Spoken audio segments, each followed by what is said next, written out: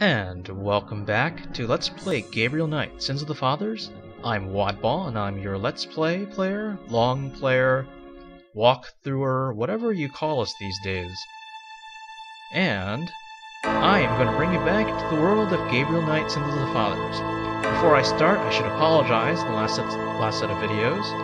I had a bit of a sniffles when I was doing the last part of the show. So when you were listening to me talk, and you heard some involuntary pauses more so than usual, it's probably because I was sneezing in the background, running away from the microphone. Anyway, let's go and restore the game. After the sneak attack, day 5. So when last we spoke to Mosely, we talked to him about Crash's and Partridge's deaths. Can I ask you about heart some attack-like things that happened in front of Gabriel's head, face, body, whatever. Gabriel was there when it happened both times, sort of, kind of. At least he was the first one to find the body. Anyway, why don't we get him to try to reopen the case? You know, just for him, just for Gabriel. How can I convince you to reopen the case? I already told you. You need to prove there's a legitimate voodoo cult in New Orleans, prove that they're a threat, get me a lead on the cult. And I think I can do all three, or at least Gabriel can. Prove that they're a legitimate cult. Okay. This Veve. Partridge was convinced that this was authentic. We might want to show him this. You know those marks you found around the murder victims? This is a reconstruction of the whole pattern. What makes you think this is an accurate reconstruction? Well, I borrowed the partial patterns from your police file and did my own tracing of the pattern at Lake Pontchartrain. An architectural artist reconstructed it for me from the partials. Really? So this is the whole pattern, huh? Well, that's pretty good work, Knight. But that doesn't prove that this pattern is really connected to voodoo. Darn it, he's not convinced. Okay. I'm gonna take a look at what else he's got. Partridge's notes. Well, he seemed to be fairly convinced, and since he's my third foremost expert in voodoo affairs, number 1 being Dr. John, and, well, I don't think Dr. John's number 1 anymore. Magenta, no, she's not even close. Heck, it's like they're all unavailable. Dr. John was closed, Magenta, whatever, she left for a channeling seminar. Partridge is dead. No experts left. But let's just show him the notes and see where that gets us. Hopefully it provides a link to voodoo. Take a look at these notes.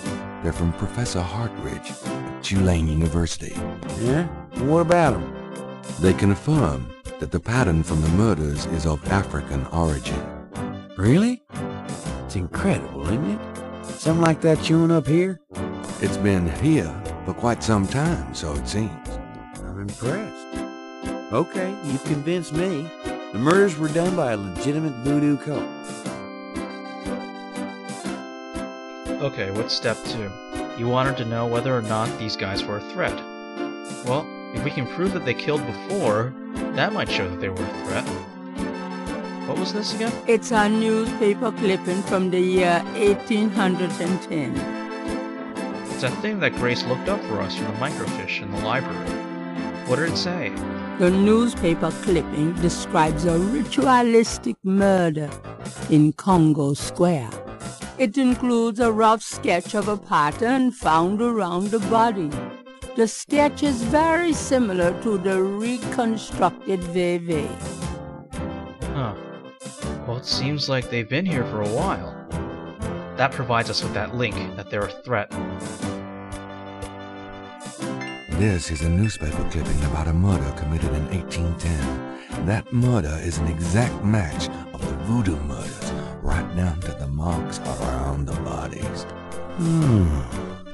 This does sound like the same M.O. 1810? 1810.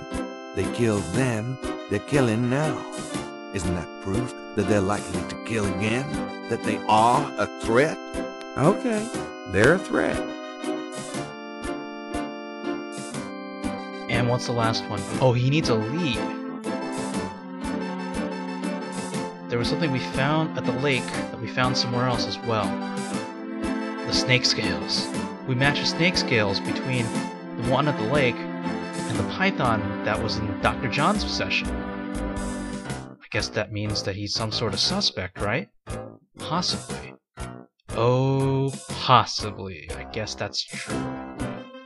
Well, this might give him a start, or at least a start that Mosely needs in order to investigate this thing the way he feels it's necessary.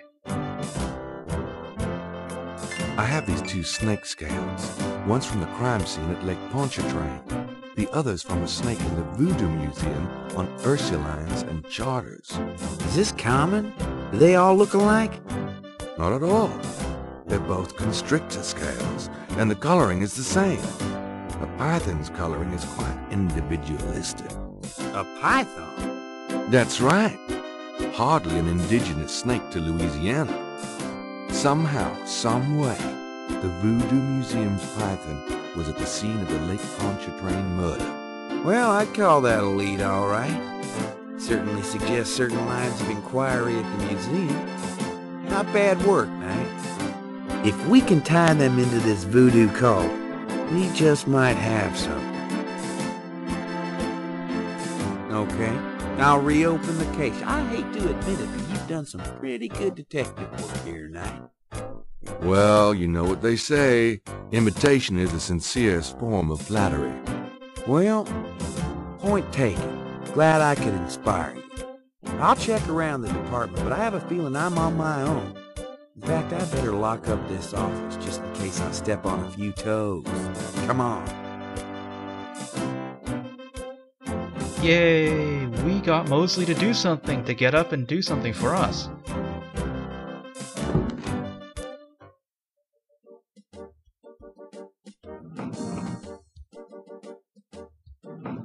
Now, lay low and let me handle this.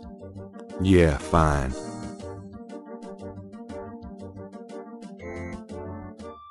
Alright. We convinced him. Let's go back to the bookstore. Unless there's something else for us to do. It's getting late. Gabriel decides to go home for the day.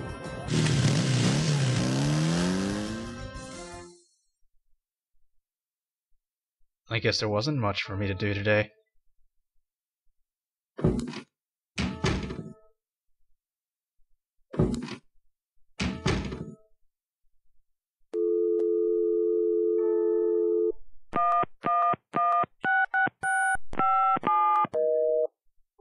Aw, such a pity.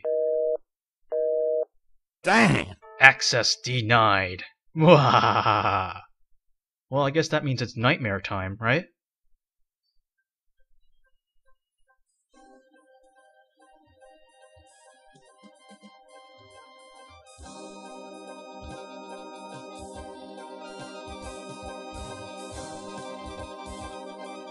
Now that looks new.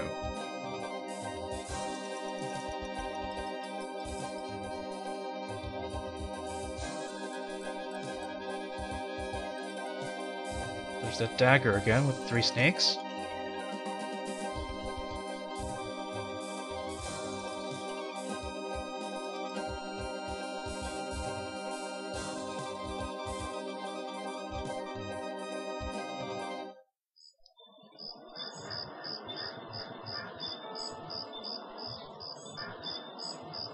Day 6. And then the night became as day. I glimpsed nature's reddest claw. The face of fear looked back at me as I gazed into the maw. Well, it sounds like today means trouble. Hum diddly dum diddly doo. Seems kinda normal, right?